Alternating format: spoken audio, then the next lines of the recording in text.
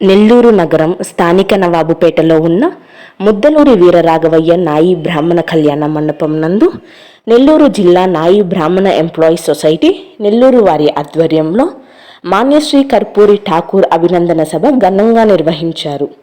ఈ సందర్భంగా సంతపేట ఆంజనేయ స్వామి పాలక మండలి సభ్యులు, తాళ్ళూరు రవి, శ్రీరంగనాథ స్వామి పాలక మండల సభ్యులు, వీరేపల్లి పద్మజాలకు ఆత్మీయ సన్మానం అంగరంగ వైభవంగా నిర్వహించారు. ఈ కార్యక్రమంలో అధ్యక్షులు వేలూరి రంగారావు, ప్రధాన కార్యదర్శి వినుకొండ వెంకటేశ్వర్లు, కోశాధికారి ప్రభాకర్ రావు, కళ్యాణ మండపం అధ్యక్షులు కెవి సుబ్బారావు, కార్యదర్శి హజరత్తయ్య, గ్రోసు సుబ్బారావు, తాళ్ళూరు రాము, ఆర్కాట్ కుమార్, కిన్నెర మాలకొండయ్య, కె పెంచలయ్య, కాళేశ, నాయి బ్రాహ్మణ కుటుంబీకులు, ఇతర బీసీ నాయకులు తదితరులు పాల్గొన్నారు.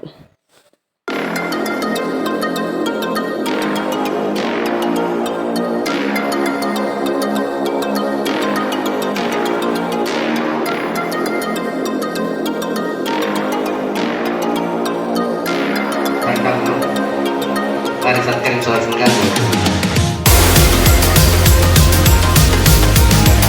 దాండ్ల తెలుగుల సంఘం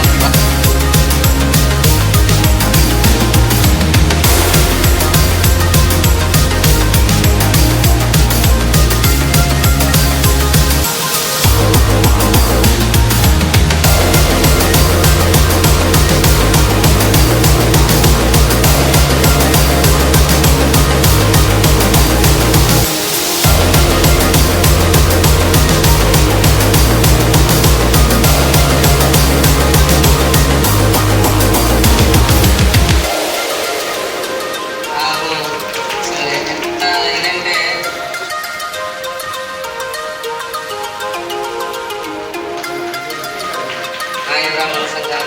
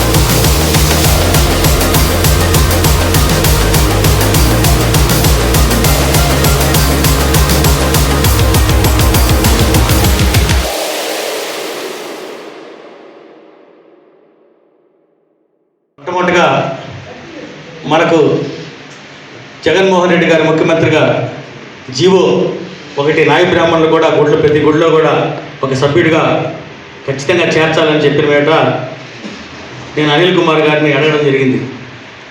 ఎమ్మెల్యే గారు మీరే కదా అందరిని చేసేది, మా నాయ బ్రాహ్మణులు చేసేటప్పుడు మాకు చెప్తే మేము మంచి వ్యక్తుల్ని మీ యొక్క గుళ్ళో పంపిస్తామని చెప్పిన తర్వాత మొట్టమొదటిగా నాకు ఫోన్ చేసి ఆంజనేయ స్వామి గుడికన్నా మళ్ళీ మనోళ్ళు ఎవరన్నా ఉంటే ఒకరోజు ఒక ఐఏఎస్ జస్వంత్ సింగ్ అని ఒక ఐఏఎస్ ఉండేవాడు ఆయన దగ్గర పిఏగా. ఆయన వాళ్ళ ఇంటికి పోయిన తర్వాత వాళ్ళ భార్య కట్ట పొయ్యి మీద టీ పెట్టి ఆయనకి ఇచ్చిందంట. ఆయన వెంటనే జస్వంత్ కళ్ళ నీళ్ళు ఆగలేదంట ఆయనకి. సీఎం ఇంటికి పోతే పాపం ఆమె కట్ట పొయ్యి మీద కాఫీ చేసి నాకు ఇచ్చింది ఏందమ్మా ఇదంటే ఆయన ముఖ్యమంత్రి ఇంట్లో నేను భార్యనే కదా అని చెప్పిందంట. అటువంటి జీవితం గడిపిన వాళ్ళు అటువంటి కర్పూరు ట్యాగూర్ గారు. వెంకటేశ్వర్లు నాయ బ్రాహ్మణ ఎంప్లాయీస్ సొసైటీ సెక్రటరీగా 2016 నుంచి నేను ఈ యొక్క సంస్థలో పనిచేస్తున్నాను. నేను గవర్నమెంట్ ఉద్యోగిగా 35 సంవత్సరాలు పనిచేసి రిటైర్డ్ అయిపోయి ఏదో రెస్ట్ తీసుకుందామంటే మన వాళ్ళందరూ వచ్చి ఈ యొక్క కార్యక్రమాన్ని నాకు పురస్కారాలు పెట్టారు. మేము ఉన్నంతలో క్రమశిక్షణతో పాటు ఎలాంటి అవకతవకలు లేకుండా మేము ఈ యొక్క కార్యక్రమాన్ని చేసి ఈ యొక్క కళ్యాణ మండపాన్ని కూడా మేము పాతది మరి ఓల్డ్ అయిపోయి పిచ్చులు పడిపోతూ ఉంటే వాటిల్ని కూడా మేము రిపేర్ చేయించాము. ఇప్పుడు మళ్ళీ ఆధునీకరించాలని చెప్పే ఉద్దేశంతో అందరు ఇంటింటికి పోయి 45 లక్షల రూపాయలు మేము రండి వాళ్ళ పేర్లన్నీ కూడా మేము శిలాఫలకం మీద చెక్కించి దీన్ని ఎయిర్ కండిషన్ చేశాము. దీంతోటి అందరూ కూడా సంతృప్తి చెందినారు. మేము ఇప్పుడు ఏదో కార్యక్రమాలు నాయి బ్రాహ్మణులకు సంబంధించిన కార్యక్రమాలు చేయాలని బడుగు బలహీన వర్గాల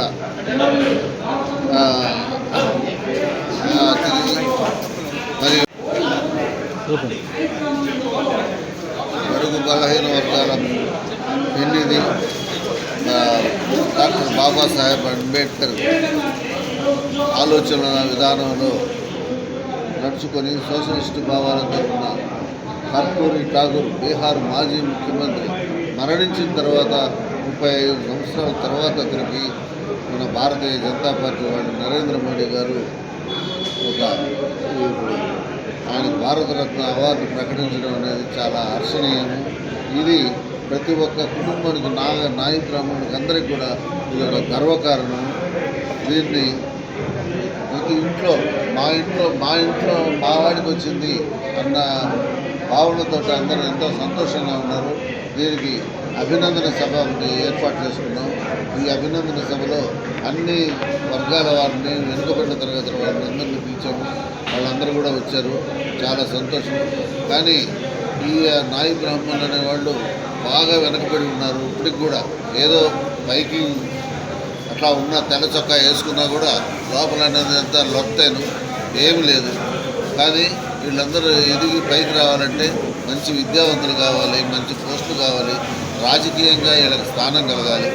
ఈ నాయ క్షౌర వృత్తిదారులు, మంగళ వాయిద్య కళాకారులు, వైద్యులు మరియు వృత్తిదారులు, వ్యాపారస్తులు, ఉద్యోగస్తులు అందరూ కూడా కలిసి ఒక తాటి మీద నిలబడితే ఇది మనం సాధించుకోవచ్చు. అటువంటి సాధించేదానికి అది అవకాశమే లేకుండా ఉంది. ఒక దగ్గర ఉన్న వాళ్లకు నాయి బ్రాహ్మణులందరూ ఏకం కాలేకున్నారు.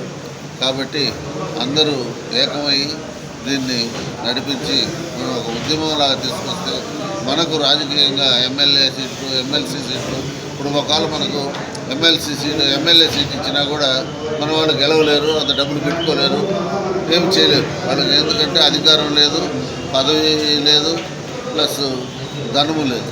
అందుకని ప్రతి ఒక్కరు కలిసి అందరూ కానీ కలిసి ప్రస్తుతానికి ఒక నామినేటెడ్ పోస్టుగా ఎమ్మెల్సీలు ఇస్తే కొంత డెవలప్మెంట్ అనేది ఉంటుంది.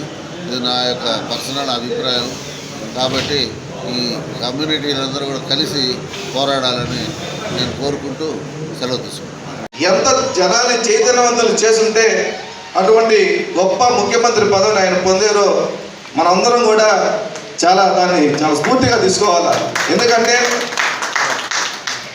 దాదాపు స్వాతంత్రం వచ్చి 70 సంవత్సరాలు గడిచిన రెండు సంయుక్త రాష్ట్రాల్లో తెలంగాణలో కానీ ఆంధ్రప్రదేశ్లో కానీ మన నాయ బ్రాహ్మణ కులం నుంచి ఒక ఎమ్మెల్యే కానీ ఒక ఎమ్మెల్సీ కానీ లేడంటే మన కులం దౌర్భాగ్యమా, మన వెనకబాటుతనమా, లేకపోతే మన ఐకమత్య లోపం అని చెప్పనేసి మనందరూ ఇక్కడ ఉన్న మేధావులు అందరూ కూడా గుర్తించాలి. బీసీలుగా పిలువబడే మనము రాజ్యాధికారానికి నోచుకోలేకపోతున్నామంటే లోపం ఎక్కడుందనేది ఒకసారి గుర్తించి ఒకరోజు ధైర్యంగా పోస్టులు పెట్టి రాబోయే ఎన్నికల్లో నాయ బ్రాహ్మణులకి ఒక అవకాశం ఇవ్వండి, ఒక ఎమ్మెల్యే సీట్ ఇవ్వండి అని చెప్పనేసి ఒక పోస్ట్ పెట్టలేని దీనస్థితిలో మనం ఉన్నాము. ఎందుకంటే చిన్న చిన్న పదవులకి మనం రాజకీయ నాయకుల దగ్గర తొత్తులుగా మనం ఈరోజు వ్యవహరిస్తూ ఉన్నాం. ఏదో నామమాత్రపు 2 పదవులు ఇస్తే దానికి మనం ఊడిగం చేస్తూ దాదాపు రాష్ట్రంలో 15 లక్షల పైగా ఓటర్లుగా మనం ఉంటే కనీసం ఒక ఎమ్మెల్యే పదవి అడగలేకపోతున్నామంటే చాలా సిగ్గుచేటు. దాదాపు 0.5% ఉన్న కులాలు కూడా ఎమ్మెల్సీలు ఇస్తున్నారు, ఎమ్మెల్యే పదవులు ఇస్తున్నారు, మంత్రి పదవులు ఇస్తూ ఉంటే 2% పైగా ఉన్న మనం ఈరోజు చట్టసభలో అడుగు పెట్టలేకపోతున్నామంటే అంటే మన కులం అంతా దిగజారిపోయిందే, లేకపోతే మళ్ళీ ఐకమత్యం లేదా అని చెప్పనేసి ఒకసారి ఆలోచించుకోవాలి. నేనైతే చాలా బాధపడతా ఉన్నాను. నాయ బ్రాహ్మణులు చైతన్యవంతులు అవ్వాలా. ఇకనైనా ఒక కళారంగంలో ముందుండే శ్రీహరి గారికి, అదేవిధంగా నాయ బ్రాహ్మణ్ ఎంప్లాయీస్ అసోసియేషన్ నెల్లూరు జిల్లా అధ్యక్షులు రంగారావు గారికి, మరియు వేదికన అలంకరించినటువంటి మన పెద్దలందరికీ, సభకు విచ్చేసినటువంటి అన్నదమ్ములకు అక్కచెల్లెలకు అందరికీ కూడా ఎంత జనాన్ని చైతన్యవంతులు చేస్తుంటే అటువంటి గొప్ప ముఖ్యమంత్రి పదవిని ఆయన పొందారో మనందరం కూడా దాన్ని చాలా స్ఫూర్తిగా తీసుకోవాలి. ఎందుకంటే దాదాపు స్వాతంత్రం వచ్చి 70 సంవత్సరాలు గడిచిన 2 సంయుక్త రాష్ట్రాల్లో తెలంగాణలో కానీ ఆంధ్రప్రదేశ్లో కానీ మన నాయ బ్రాహ్మణ కులం నుంచి ఒక ఎమ్మెల్యే కానీ ఒక ఎమ్మెల్సీ కానీ లేడంటే మన కులం దౌర్భాగ్యమా, మన వెనకబాటుతనమా, లేకపోతే మన ఐకమత్య లోపం అని చెప్పనేసి మనందరూ ఇక్కడ ఉన్న మేధావులు అందరూ కూడా గుర్తించాలి. బీసీలుగా పిలువబడే మనము రాజ్యాధికారానికి నోచుకోలేకపోతున్నామంటే లోపం ఎక్కడుందనేది ఒకసారి గుర్తించి ఒకరోజు ధైర్యంగా పోస్టులు పెట్టి రాబోయే ఎన్నికల్లో నాయ బ్రాహ్మణులకి ఒక అవకాశం ఇవ్వండి, ఒక ఎమ్మెల్యే సీట్ ఇవ్వండి అని చెప్పనేసి ఒక పోస్ట్ పెట్టలేని దీనస్థితిలో మనం ఉన్నాము. ఎందుకంటే చిన్న చిన్న పదవులకి మనం రాజకీయ నాయకుల దగ్గర తొత్తులుగా మనం ఈరోజు వ్యవహరిస్తూ ఉన్నాం. ఏదో నామమాత్రపు 2 పదవులు ఇస్తే దానికి మనం ఊడిగం చేస్తూ దాదాపు రాష్ట్రంలో 15 లక్షల పైగా ఓటర్లుగా మనం ఉంటే కనీసం ఒక ఎమ్మెల్యే పదవి అడగలేకపోతున్నామంటే చాలా సిగ్గుచేటు. దాదాపు 0.5% ఉన్న కులాలు కూడా ఎమ్మెల్సీలు ఇస్తున్నారు, ఎమ్మెల్యే పదవులు ఇస్తున్నారు, మంత్రి పదవులు ఇస్తూ ఉంటే 2% పైగా ఉన్న మనం ఈరోజు చట్టసభలో అడుగు పెట్టలేకపోతున్నామంటే అంటే మన కులం అంతా దిగజారిపోయిందే, లేకపోతే మళ్ళీ ఐకమత్యం లేదా అని చెప్పనేసి ఒకసారి ఆలోచించుకోవాలి. నేనైతే చాలా బాధపడతా ఉన్నాను. నాయ బ్రాహ్మణులు చైతన్యవంతులు అవ్వాలా. ఇకనైనా